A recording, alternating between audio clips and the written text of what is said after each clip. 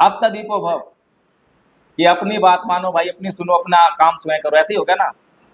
लेकिन ये कहने में बड़ा आसान लगता है, लेकिन करने के लिए अत्तदीपो भव कैसे हो जाओगे आप? आपको कोई मोबाइल खरीदने जाना है, मोबाइल चाहिए आपको, मोबाइल जरूरत पड़ गई आपको, तो मोबाइल की आपको जानकारी नहीं है। अब आप क्या करोगे?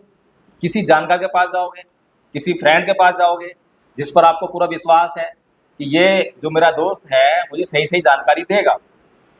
तो अब अत्तदीपो भव हुए, या आपके दोस्त की शरण में गए आप, क्या हुआ?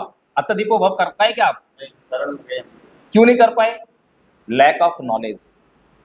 जब तक आपको जिस काम को करने जाना है उस काम की नॉलेज नहीं है, तो आप अत्तदीपो भव कभी नहीं कर सकते। तो अत्तदीपो भव का सीधा सा मतलब ये हुआ कि अध्ययन कीजिए, लेकिन अध्ययन तो हमने किया ही नहीं है। और लेकिन हम लगातार डायलॉग बड़ा मारते हैं, अत्तदीपो भव, जब भी कहीं मौका मिलेगा तो अत्तदीपो भव। इसी तरह से कोई बौद्ध भिक्षु है या नहीं है, इसकी हमने जानकारी ली नहीं, लेकिन कोई बहुत बड़ा काम कर रहा है। एक आवरण आया ना हमारे सामने, हमारे दिमाग में एक बात आ गई कि ये बौद्ध भिक्षु क्या कर रहा है, महाबोधि महाविहार का आंदोलन चला रहा है, और ये काम बहुत पुण्य का काम है, ये काम बहुत महान काम है। बस इतने काफी है ना किसी को भिक्षु मानने के लिए। जांच क्यों करेंगे? और लगातार हम वही बातें कहते हैं कि किसी बात को इसलिए मत मानो, इसलिए मत मानो, इसलिए मत मानो। क्या बात है? उसका मूल्य क्या है? आप तो वही कर रहे हो जो वो मना कर रहे हैं। जिस बात के लिए बुद्ध मना कर रहे हैं और जिस बात के लिए आपको प्रेरित कर रहे हैं, प्रेरणा तो आप ले नहीं रहे हो, लेकिन जिस बात के लिए मना कर रहे हैं वही काम आप कर रहे हो। अभी बीच में कई वीडियोस, कई ऑडियोज आपके सामने आए होंगे कि जिस वीडियो ने, जिस व्यक्ति ने या किसी ने भी बनते विनाचार्य के ऊपर जो है प्रश्न चिन्ह लगाया होगा, तब भी आपने सोचना शुरू नहीं करा होगा, तो फिर हम कैसे बौद्ध हैं? जब मैंने कुछ वीडियोस बनाए, मैंने कहा भाई ये जो विनाचार्य व्यक्ति है ये बनते नहीं है, तो उस पर बहुत बड़ी कड़ी प्रतिक्रियाएं आई बौद्ध समाज से। मुझे महाराष्ट्र से एक फोन आया, महिला का, बोलती है कि भाई तुम बनते लोगों की आलोचना क्यों कर रहे हो? भारत में अगर बौद्ध भिक्षु नहीं रहेंगे तो बौद्ध धर्म का प्रचार कैसे होगा? अब सोचिए कितनी बड़ी समस्या है। क्या बौद्ध धर्म का प्रचार करने की जिम्मेदारी बौद्ध भिक्षुओं की है? नहीं है, तो किसकी है? हमारी है। चलिए मान लेते हैं। एक गूगल मीट में मैं जुड़ा, उस गूगल मीट में महाराष्ट्र की महिला नासिक से थी, कहती है कि एक बार राजा बिंबिसार जो है कहीं जा रहे थे, तो रास्ते में गधे के ऊपर चीवर पड़ा था, तो राजा बिंबिसार ने झुककर जो है वहां पर नमन किया। अब इस बात को वो महिला क्यों कह रही है? और उसके बाद इतना रुकी नहीं, उसके बाद बोलती है कि हमें मतलब नहीं है कि चीवर पहनने वाला व्यक्ति कैसा है, बौद्ध भिक्षु कैसा है कैसा नहीं, हमें मतलब नहीं है, हमें तो चीवर को नमन करना है, चीवर को नमन करना है।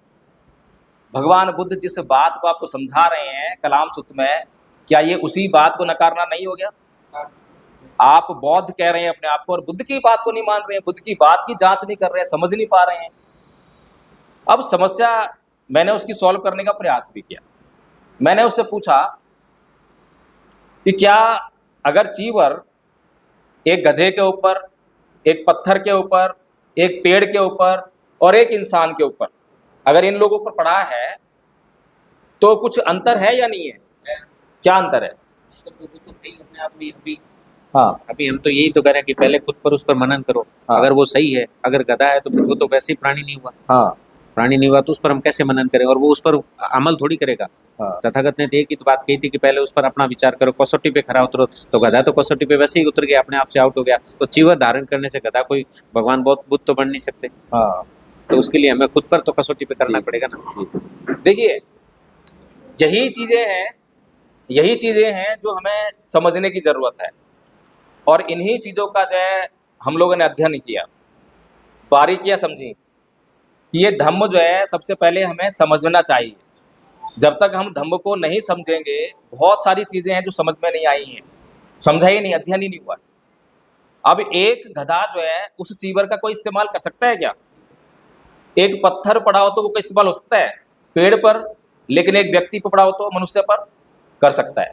एक मनुष्य चीवर का गलत इस्तेमाल भी कर सकता है और सही इस्तेमाल भी कर सकता है, दोनों संभावनाएं हैं। इसीलिए मनुष्य के ऊपर चीवर पड़ा हो तो सावधान रहने की जरूरत है। ये सावधानी हटी और दुर्घटना घटी। पिछले 70 साल में ऐसे होता आया है। उसका नुकसान तो नहीं करेगा, वो तो ये कहते हैं ठीक है उस पर रख दिया, हाँ, उसका वो दुरुपयोग नहीं होगा। गधे के ऊपर चीवर पड़ा है तो आप चीवर को नमन करेंगे तो आपकी श्रद्धा प्रकट हो रही है कि बुद्ध के धम्म के प्रति श्रद्धा प्रकट कर रहे हैं। पेड़ पे पड़ा है तब भी ठीक है, लेकिन मनुष्य की जांच किए बगैर अगर आपने उसको नमन किया, श्रद्धा लेकर आए, उससे व्यवहार करना शुरू कर दिया, तो फिर वो क्या करेगा? क्या करेगा?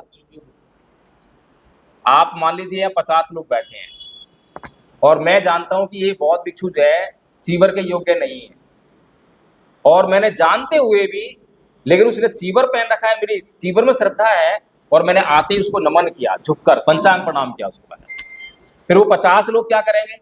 वही करेगा, उनकी दृष्टि बाधित होगी ना। मेरे विचार से, मेरे कर्म से उनकी दृष्टि भी बाधित होगी।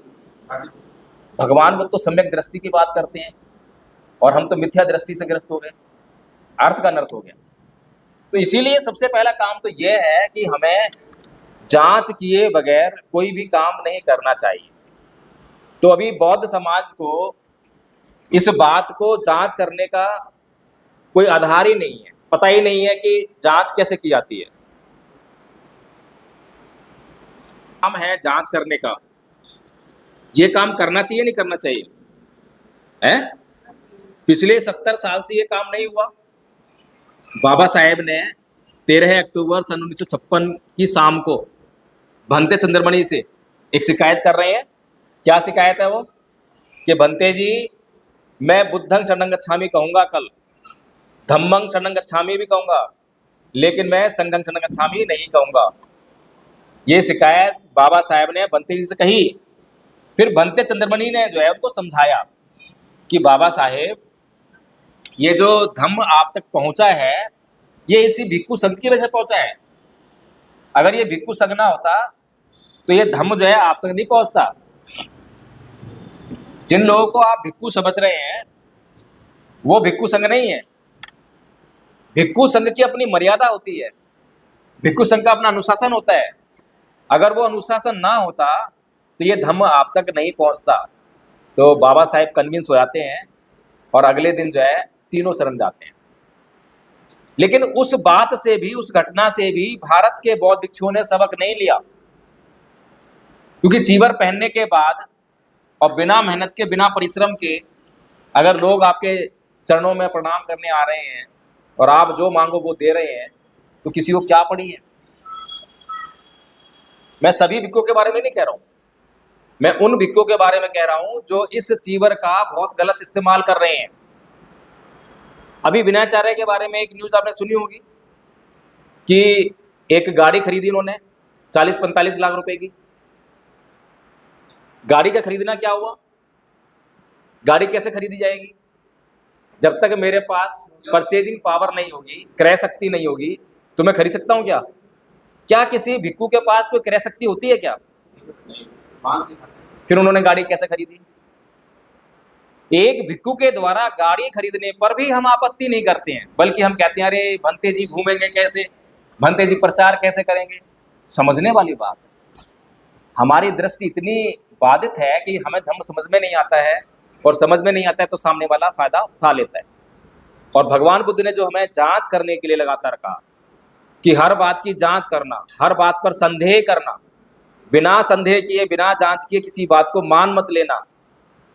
और इस बात का जब हमने अनुसरण नहीं करा, जैसे ही कोई व्यक्ति जांच करना बंद कर देता है, संदेह करना बंद कर देता है, तो उसको मूर्ख बनाने वाले लोग सतर्क हो जाते हैं कि भाई अब काम कर सकते हैं हम, क्योंकि उसकी जांच बंद हो गई है। ऐसा होता है ना, होता आरएसएस, बीजेपी, ये जितने भी तमाम जिनको हम अपना दिन रात कहते हैं कि दुश्मन है दुश्मन है, तो वो दुश्मन हमारे खिलाफ काम कब शुरू करता है? जब हमारी जांच बंद हो जाती है और भक्ति शुरू हो जाती है।